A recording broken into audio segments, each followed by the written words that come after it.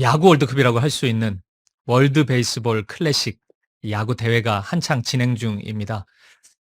우리나라는 아쉽게도 예선 탈락했습니다. 라이벌이라고 생각하는 일본은 그렇게 생각 안 하던데 우리는 라이벌이라고 생각하는 일본이 지금 4강 진출했습니다. 속이 무척 쓰립니다. 아, 이 WBC가 이 월드 베이스볼 클래식이 진행되고 있어서 그런지 제가 유튜브를 보는데 이 한 영상이 뜨는 거예요. 약 10년 전 코리안 특급이라고 불렸던 박찬호 선수. 지금은 말을 많이 한다 그래서 투머치 토커라는 별명이 있습니다. 이분의 국가대표 은퇴 인터뷰가 뜨더라고요.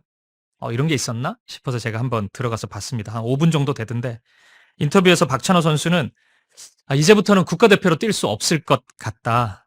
너무 죄송하다. 이런 고백하면서 막 울더라고요. 사실 선수가 연봉도 많이 받고 이 팀 내에서의 영향력이 크면은 뭐 자기가 주장하고 싶은 이야기를 좀 할 수 있습니다.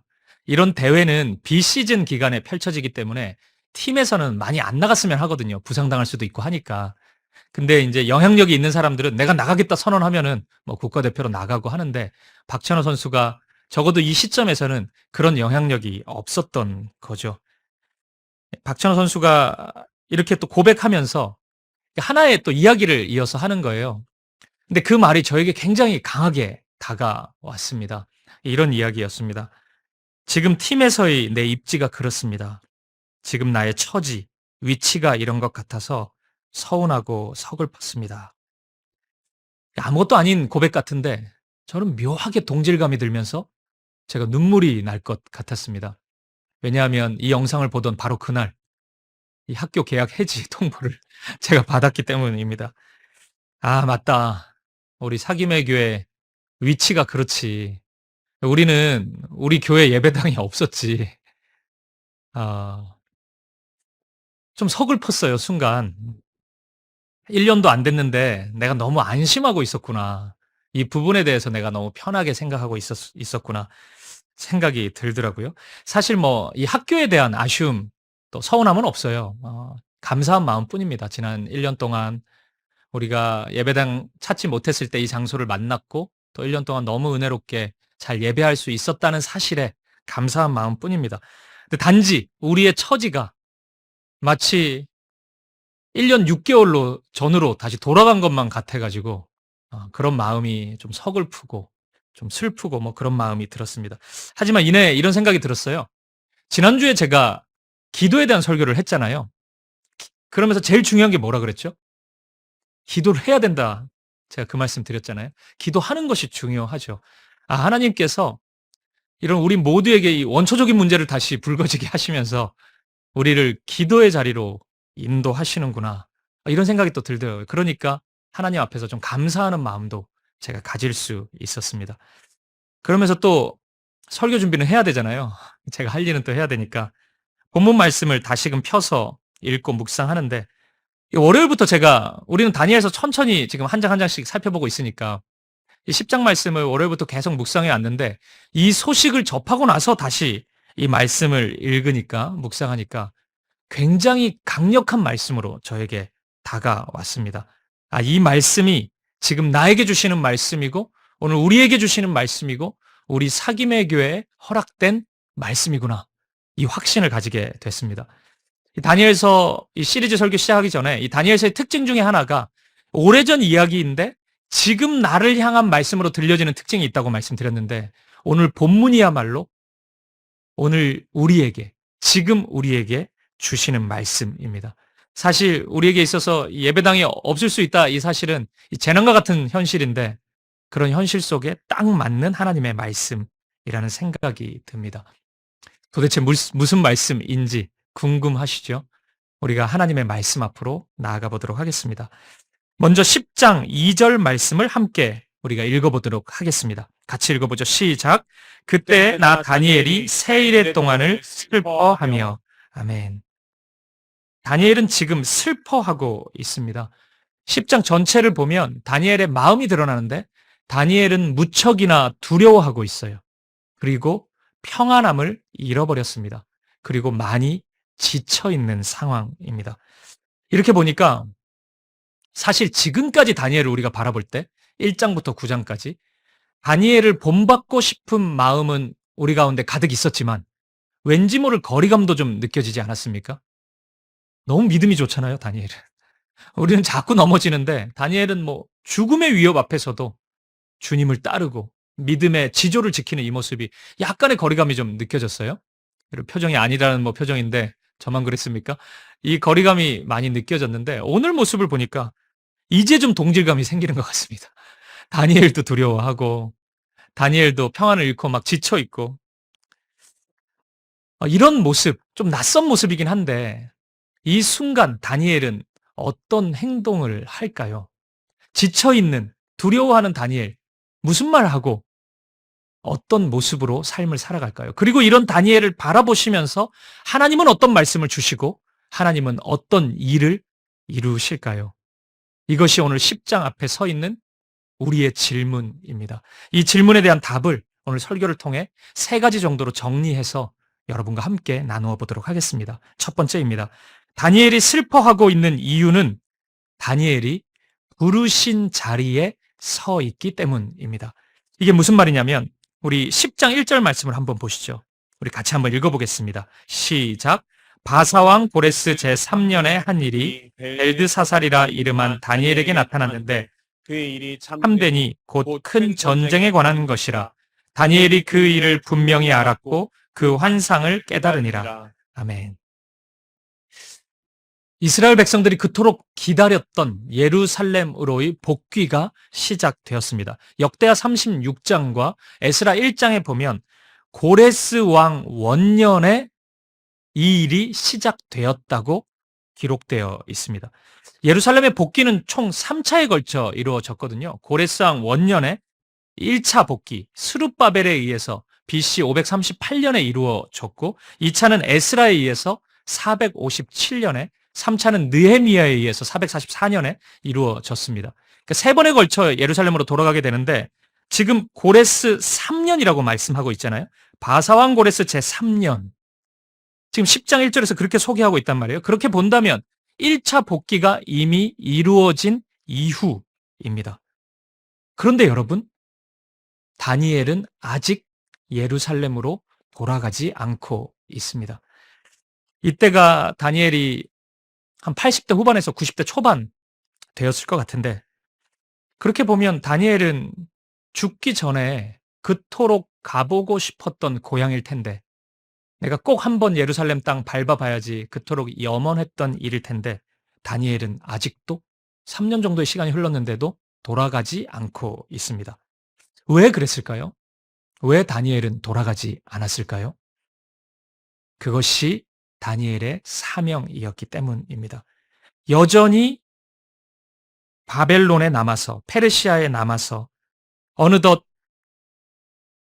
바벨론화되고 세속화되어 있는 이스라엘 백성들에게 하나님 나라의 백성으로서의 정체성을 심어주고 하나님만을 의지해야 되는 믿음을 가르쳐주기 위해서 그것이 다니엘은 사명으로 인식하고 있기 때문에 아직까지도 이 땅에, 이 자리에 남아 있었던 것입니다.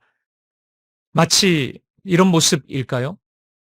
집에 불이 났는데 우리 자녀들 다 밖으로 보내기 전까지는 불난 집에서 떠나지 않으려는 아버지의 모습, 한 명이라도 더 구조하려고 하는 소방관의 모습, 마치 배가 침몰하고 있는데 내가 가르치는 학생 한 명이라도 더 살리고 싶었던 어느 선생님의 모습, 뭐 이런 모습, 이런 마음으로 다니엘은 이 자리에 남아 있었던 것입니다. 그런데 동시에 바로 이 현실이, 이 모습이 다니엘의 마음을 무겁게 하고 슬프게 합니다. 70년의 시간이 흘렀음에도 불구하고 여전히 변화되지 않고 있는 이스라엘 백성들의 모습, 그것이 다니엘의 마음을 무겁게 하고 슬프게 했을 것입니다. 언제 한번 나는 고향에 가볼 수 있을까? 이러다가 못 가보는 것 아닌가? 이런 마음이, 이런 그리움이 슬픔의 이유 있을지도 모르겠습니다. 그런데 그보다 더 중요한 이유가 있었던 것 같아요. 그것은 이 3년의 시간 동안 예루살렘에서 들려오는 소식 때문입니다. 스룹바벨과 함께 1차로 복귀한 이스라엘 백성들이 제일 먼저 이루고자 했던 것은 성전 건축이었습니다. 하나님을 예배하는, 그러니까 오늘날 예배당하고 좀 달라요. 하나님이 임재하는 자리가 성전이었기 때문에 이스라엘 백성들은 성전 건축이 제일 첫 번째 과업으로 인식했습니다. 그런데 이 성전 건축을 방해하는 사람들이 나타나요. 에스라 4장 말씀을 보면 르훔이라는 사람, 심세라는 사람이 나타나면서 그리고 세력을 형성하면서 하나님의 일을 방해합니다. 하나님의 백성들인 이스라엘을 조롱하고 하나님을 조롱하기까지 이릅니다. 이 사람들이 이렇게 했던 이유는 인간적인 욕심 때문이었습니다.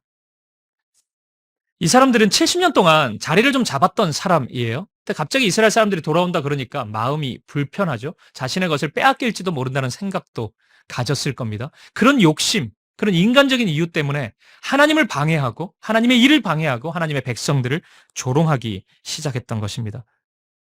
그런데 이 방해가 이스라엘 백성들에게 먹혀요. 이스라엘 백성들의 마음은 점점 작아져 갔고 그렇게 시간은 흘러가고 있었습니다. 그러면서 15년의 시간까지도 흘러갑니다. 성전 건축이 15년 동안 이루어지지 않았던 것입니다. 이 3년이 지난 지금의 시점이잖아요.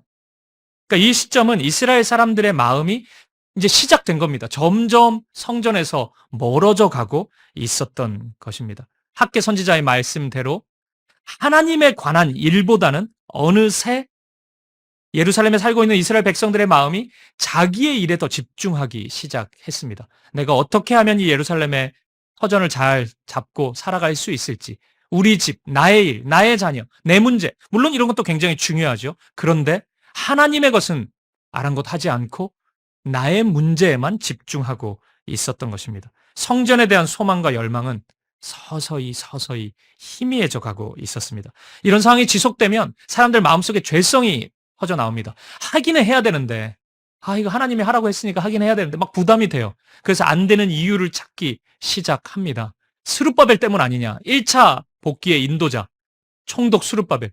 스룹바벨이 은혜가 없어가지고 그런 거 아니냐. 스룹바벨 지도력이 없어가지고 이 문제 벌어지는 거 아니냐. 이런 원망이 이스라엘 백성들 사이에 터져 나옵니다. 그리고 하나님의 은혜가 우리 가운데 없는 거 아니냐. 하나님의 뜻이 아닌 거 아니냐, 이거 혹시. 이렇게 어려움이 있는 거 보니까 하나님이 원하시지 않는 거 아니냐. 뭐 이런 불신의 언어들도 계속 쏟아지기 시작했습니다. 바로 이때 나타나서 하나님의 말씀을 전했던 선지자가 구약 성경에 있는 학개 선지자이고 스가랴 선지자입니다. 굉장히 많은 하나님의 말씀을 대언했던 선지자입니다. 그중에 우리 하나만 한번 찾아볼까요? 왠지 오늘 우리에게도 그 말씀이 힘이 될 것 같아요. 우리 스가랴 4장 6절 말씀입니다. 같이 한번 읽어보겠습니다. 시작. 그가 내게 대답하여 이르되 여호와께서 스룹바벨에게 하신 말씀이 이러하니라. 만군의 여호와께서 말씀하시되 이는 힘으로 되지 아니하며 능력으로 되지 아니하고 오직 나의 영으로 되느니라. 아멘. 네.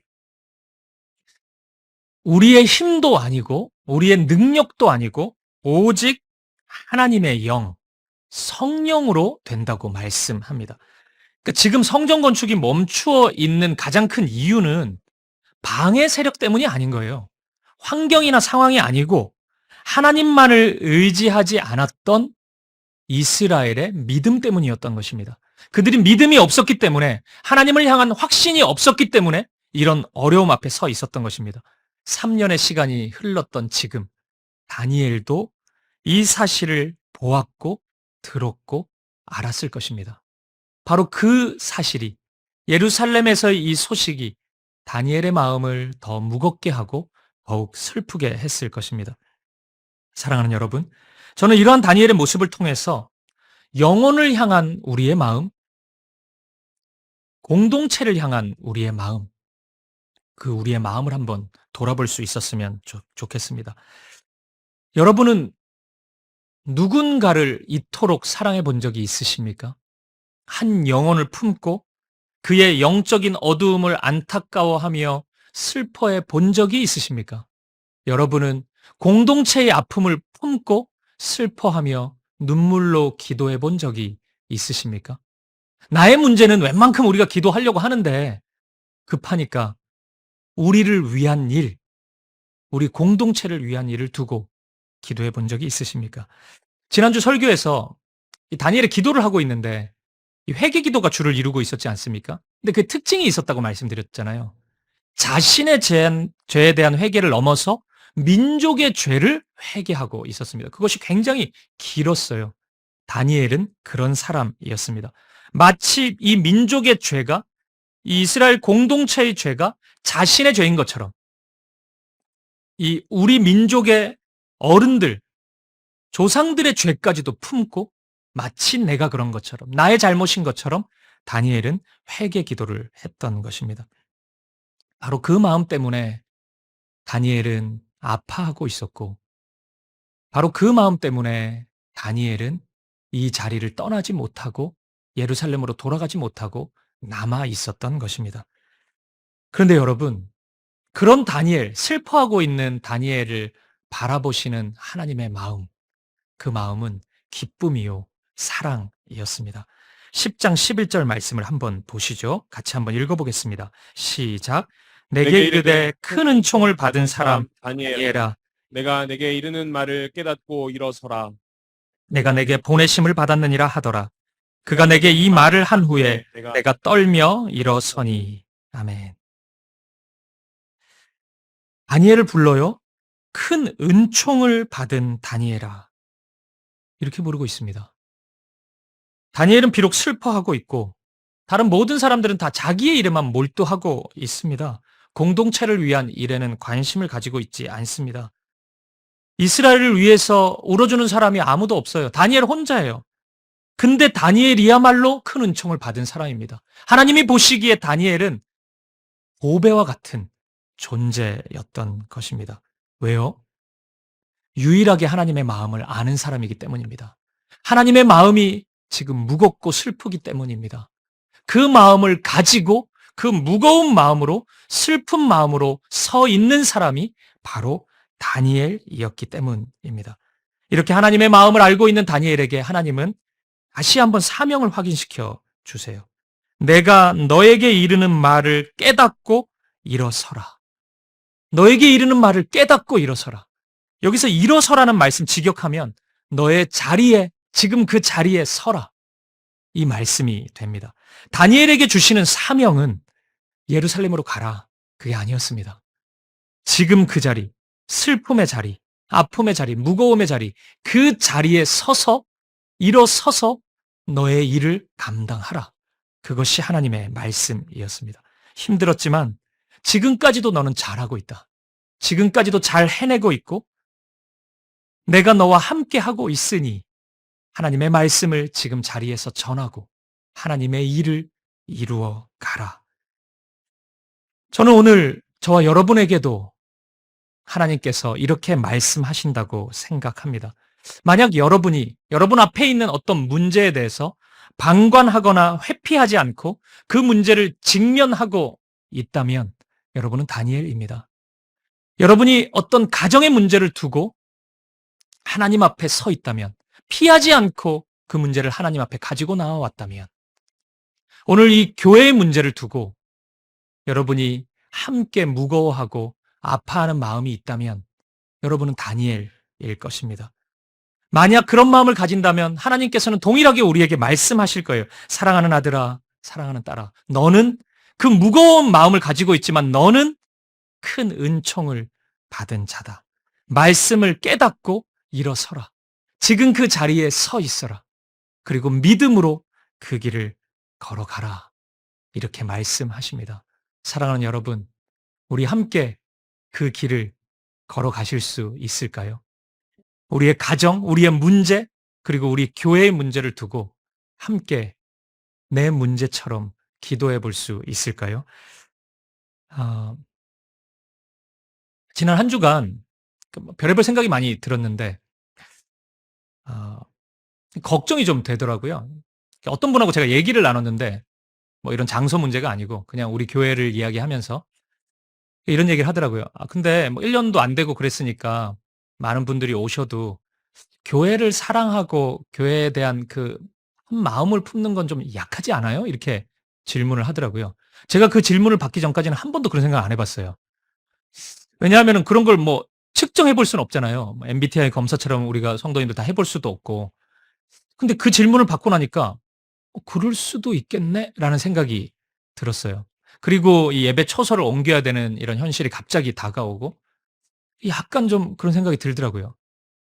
이런 애착이 이 정도로 약하다면 가장 기본적인 게 예배드릴 장소인데 뭐 그거 없고 이러면은 또 우리가 희미해지고 흩어지고 이럴 수도 있으려나? 이런 생각이 좀 들더라고요. 그런데 제가 이제 몇 분을 좀 만나고 이런저런 분을 만나면서 뭐 이런 예배 처소에 대한 이야기는 아니고 이제 보통 저와 처음 만남을 가진 분들은 이제 교회에 대한 얘기를 좀 하신단 말이에요. 지난 몇 달 동안 또 길게는 1년 동안 이 교회에서 받은 은혜를 이렇게 하나하나 나누고 그러면서 얼마나 감사한 시간이었는지 이런 이야기들을 제가 듣게 됐어요. 제가 그 이야기를 들으면서 뭐 저한테 감사하다는 얘기는 안 하셨지만 그래도 하나님의 격려처럼 다가왔고 짧은 기간이지만 하나님께서 우리의 마음을 모아주고 계시는구나 이런 생각을 제가 해봤습니다. 만약 여러분 이 교회가 이 사김의 교회가 나의 교회, 나의 몸으로 여겨지신다면 우리가 이 문제 앞에서 교회를 위해서 진짜 한 마음으로 기도해 볼 수 있기를 바라고 그 문제를 넘어서서 우리가 다니엘처럼 이 현실의 문제를 무거워하고 아파하지만 하나님 앞으로 가지고 나아가서 기도할 수 있기를 간절히 소망합니다. 두 번째입니다. 다니엘이 탄식을 쏟아내고 있습니다. 그런데 그 탄식은 축복의 언어였다는 사실입니다. 다니엘서 10장에서 나타나는 다니엘의 언어는 분명한 탄식입니다. 10장 3절 말씀을 한번 보세요. 새 이래가 차기까지 좋은 떡을 먹지 아니하며 고기와 포도주를 입에 대지 아니하며 또 기름을 바르지 아니하니라. 좋은 떡을 먹지 않아요. 그리고 고기와 포도주를 입에 대지 않아요. 이것은 최소한의 음식만을 섭취하면서 지금 금식 기도를 하고 있다는 이야기입니다. 기름을 바르지 않았어요. 기름을 머리에 바르지 않았어요. 일체의 외모 관리를 지금 하지 않았다는 이야기죠. 또 12절에 보니까 다니엘이 스스로 겸비하였다고 이야기하는데 이것 또한 일체의 이 세상의 즐거움을 다 끊어버렸다는 이야기입니다. 왜 이랬을까요? 무슨 일이 있나요? 다니엘이 바라볼 때 지금의 현실이 탄식이 나올 수밖에 없는 현실이기 때문입니다. 이 탄식이 무려 새 일에 21일 동안 이어지고 있습니다. 우리는 가끔 탄식하는 것을 하나님을 부정하는 거 아니냐. 믿음이 있으면 그렇게 탄식하면 안 되지. 이렇게 이야기하는, 생각하는 경향이 있습니다. 하지만 그렇지 않습니다. 우리가 드리는 찬양이 하나님의 임재 가운데서 하나님을 향한 아름다운 노래라면 그 하나님의 성품을 노래하는 행위라면 탄식은 하나님밖에 의지할 수밖에 없는 그런 고통과 환난과 어려움 속에서 하나님을 향해서 부르짖는 기도인 것입니다. 그것이 바로 탄식인 거예요. 그렇기 때문에 하나님은 하나님 앞에 나와서 탄식하는 자를 무척이나 기뻐하십니다. 예수님도 그러셨습니다. 예수님도 십자가에 달리셔서 깊은 탄식을 내뱉으셨어요. 마태복음 27장 46절입니다. 제9시쯤에 예수께서 크게 소리질러 이르시되 엘리 엘리 라마 사박다니 하시니 이는 곧 나의 하나님 어찌하여 나를 버리셨나이까 하는 뜻이라. 예수님은 인간으로 이 땅에 오셨습니다. 그래서 예수님이라고 해서 죽음의 길로 나아가는 것, 죽음 앞에 서는 것, 죽음의 끝까지 나아가는 것이 만만한 일은 아니었습니다. 온전한 신성으로 이 땅 가운데 오셨으면 그 죽음 별거 아니었겠죠. 근데 인간으로 오셨잖아요. 완벽한 인간으로 오셨잖아요. 두려운 감정, 힘든 감정, 무거운 감정 똑같이 느끼셨습니다. 인간에게 있어서 죽음은 그런 거거든요. 죽음의 방법이라고 할 수 있는 환난, 고난, 아픔, 시련 이런 것은 우리에게 그런 힘을 발휘하거든요. 우리의 마음을 그렇게 흔들거든요. 그렇기 때문에 예수님도 고백하는 겁니다. 나의 하나님, 어찌하여 나를 버리십니까? 탄식하셨던 것입니다. 여러분, 이 고백을 가리켜서 우리가 예수님을 비난할 수 있습니까? 무슨 예수님이 이렇게 믿음 없는 고백을 해. 예수님 뭐 하는 거예요? 십자가 앞에서도 씩 웃고 그냥 죽으셔야지 그거를 갖다가 막 탄식하고 뭐예요 이게? 이렇게 우리가 평가할 수 있습니까? 예수님을 이렇게 이야기할 수 있어요? 이 예수님의 고백은 실은 시편 22편에 나오는 다윗의 시, 다윗의 노래입니다.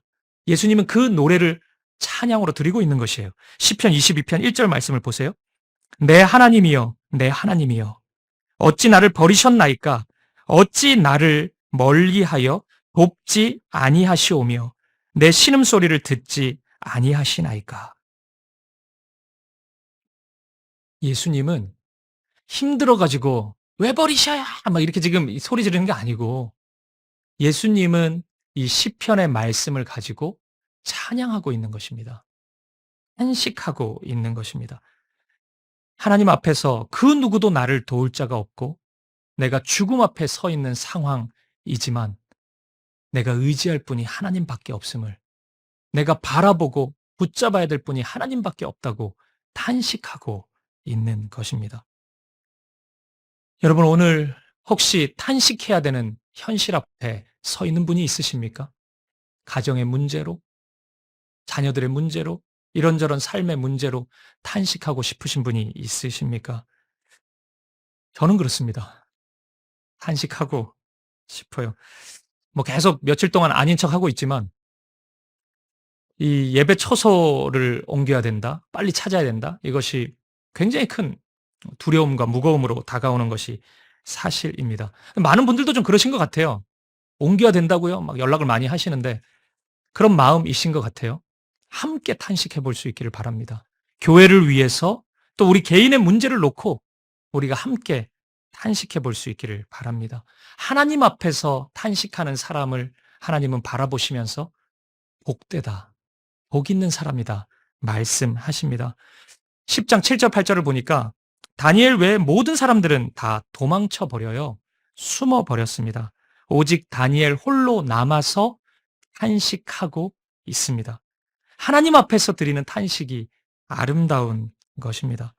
함께 탄식할 수 있기를 바랍니다. 숨지 말고, 회피하지 말고, 도망치지 말고, 하나님 앞에 서서 부르짖고 탄식하고, 답답하다고, 하나님, 제 마음이 답답하고 하나님밖에 도와주실 분이 없습니다, 눈물로 고백할 수 있는 저와 여러분이 되기를 간절히 축복합니다. 세 번째입니다.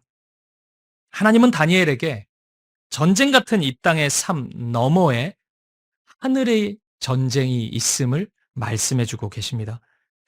슬퍼하고 있는 다니엘, 두려움 가운데 있는 다니엘, 평안을 잃어버린 다니엘, 지쳐버린 다니엘, 그 다니엘을 향해서 하나님은 하늘의 전쟁을 소개합니다. 본문 20절 말씀입니다. 같이 읽어보겠습니다. 시작. 그가 이르되 내가 어찌하여 내게 왔는지 내가 아느냐.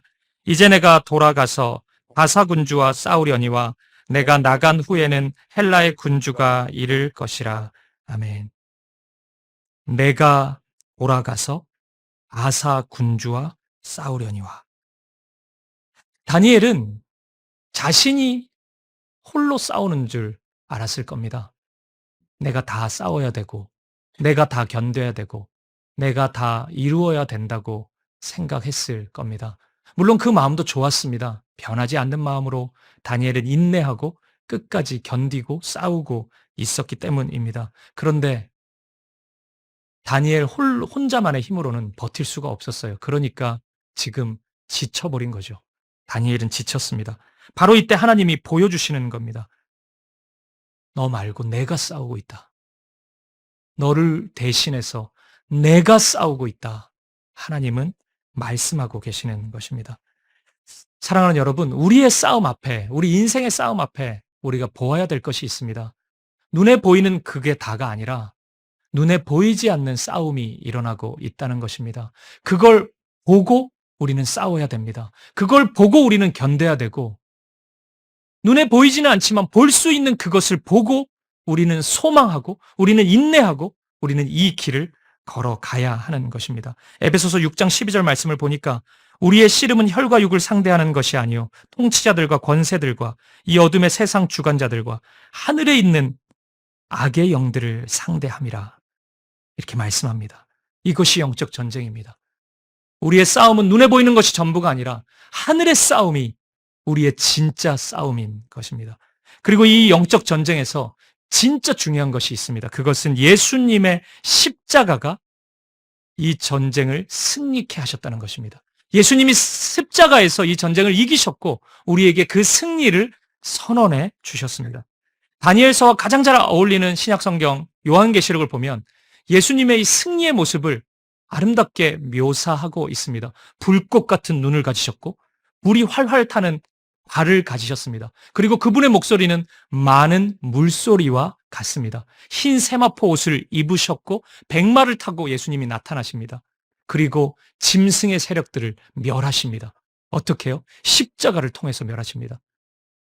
무슨 십자가 모양의 검을 꺼내가지고 물리치시는 게 아니고 예수님이 십자가에서 죽으심으로 승리하십니다. 이 세상은, 사탄은 우리에게 죽음으로 위협합니다. 죽음으로 가는 과정이라고 할 수 있는 환난, 고난, 시련 이런 것들로 우리를 두렵게 만듭니다. 모든 사람은 죽음을 두려워할 수밖에 없습니다. 그런데 우리 예수님께서 저와 여러분을 대신해서 십자가에서 죽으시고 그 죽음을 이기셨습니다. 부활하셨습니다. 죽음을 이기셨기 때문에 사탄은 더 이상 자신의 강력한 무기인 죽음을 행사할 수 없게 되었습니다. 사탄은 패배하였습니다. 죽음의 힘이 더 이상 우리를 위협하지 못합니다. 예수님이 승리하셨습니다. 예수님이 우리에게 그 영원한 승리를 선언하셨습니다. 하나님께서 지금 다니엘에게 그 일을 보여주시는 것입니다. 눈에 보이는 땅의 것을 넘어서 믿음의 눈을 가진 사람만이 볼 수 있는 하나님의 일, 하늘의 일, 복음의 소식을 다니엘에게 전해주시는 것입니다. 그 결과 다니엘은 예수님을 다시 한번 바라봅니다. 다니엘서의 곳곳에서 예수님이 등장하셨잖아요. 예수님을 다시 한번 바라봅니다. 10장 5절, 6절 말씀입니다. 같이 한번 읽어보겠습니다. 시작. 그때 내가 눈을 들어 바라본즉 한 사람이 세마포 옷을 입었고 허리에는 우바스 순금띠를 띠었더라. 또 그의 몸은 황옥 같고 그의 얼굴은 번갯빛 같고 그의 눈은 횃불 같고 그의 팔과 발은 빛난 녹과 같고 그의 말소리는 무리의 소리와 같더라. 아멘. 요한계시록에 그려져 있는 그 승리하신 예수님의 모습과 똑같습니다. 다니엘은 본 것입니다. 예수님을 보았고 예수님의 십자가를 보았고 그 십자가가 승리임을 보았고 그 승리가 오늘 나에게도 임할 것을 다니엘은 본 것입니다. 이 승리의 확신 속에서 하나님의 말씀이 다니엘에게 전해집니다. 오늘 본문의 19절 말씀입니다. 이르되 큰 은총을 받은 사람이여 두려워하지 말라. 평안하라. 강건하라. 강건하라. 그가 이같이 내게 말하매 내가 곧 힘이 나서 이르되 내 주께서 나를 강건하게 하셨사오니 말씀하옵소서. 아멘. 은총을 받은 다니엘아, 두려워하지 말아라. 평안하여라. 강건하여라. 강건하여라. 우리 주님은 말씀하십니다. 그리고 이 말씀이 전해지자 다니엘은 곧 힘을 얻습니다. 왠지 아십니까? 하나님의 말씀은 살아있고 활력이 있어서 그 어떤 좌우의 날선 검보다도 우리의 영혼을 쪼개실 수 있고 우리의 생각과 마음을 새롭게 하실 수 있기 때문입니다. 이 하나님의 말씀, 하나님이 두려워하지 말라 그러면 그 두려움이 떠나는 것입니다. 하나님이 평안하라 말씀하시면 평안이 임하는 것이에요. 평안을 위한 그 무엇이 만들어지지 않아도 괜찮습니다.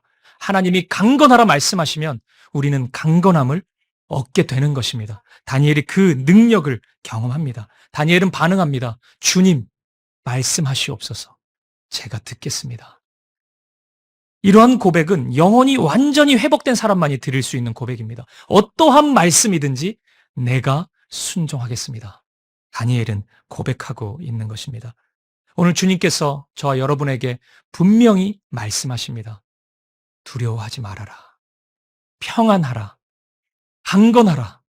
두 번이나 말씀하세요. 강건하라, 강건하라. 주님의 말씀이 우리 가운데 임하였습니다. 그리고 그 말씀대로 성취될 것입니다. 그 말씀의 힘을 경험하는 저와 여러분 되시기를, 우리 사김의 교회가 되기를 간절히 소망합니다. 말씀을 마무리하겠습니다. 오늘 저는 우리 사김의 교회 모든 성도님들에게 새 일의 기도를 선포하고 싶습니다. 내일부터 부활절까지가 정확히 21일 새 일이더라고요. 아, 지금 우리가 이 기도를 해야 되는구나. 제가 나를 세보면서 깜짝 놀라면서 확신했습니다. 이번 주 안에 학교와 뭔가 발전적인 대화가 이루어지지 않으면 저희는 부활주일을 이곳에서 드리지 못합니다. 우리 다른 예배 처소를 찾아야 합니다. 바로 그날까지가 새 일회예요. 그러면 우리가 기도해야 될 때라는 확신이 듭니다.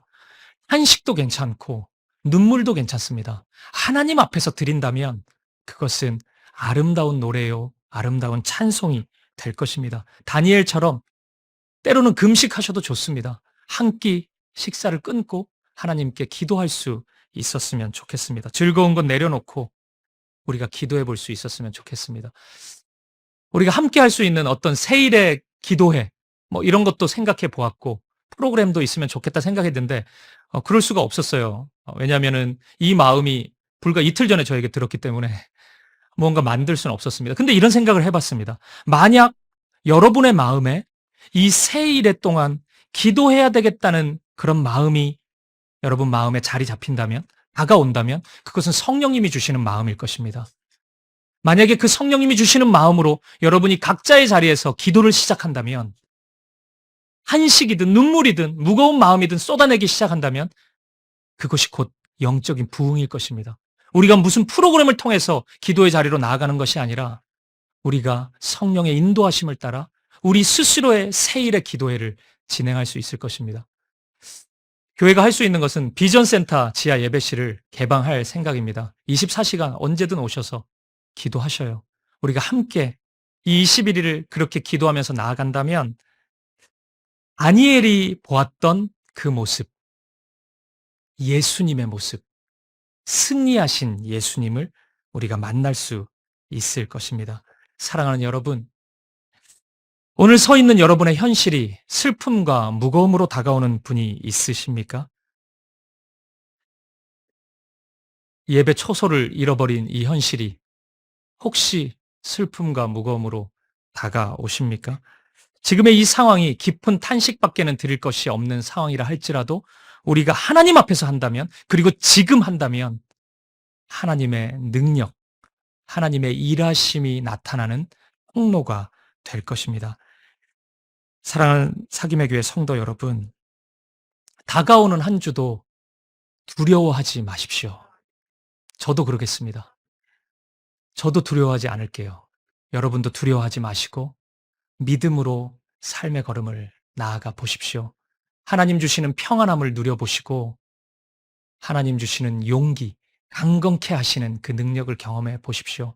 여호수아 23장 10절 말씀을 보면 너희 중 한 사람이 1000명을 쫓으리니 이는 너희 하나님 여호와 그가 너희에게 말씀하신 것 같이 너희를 위하여 싸우심이라 말씀하십니다.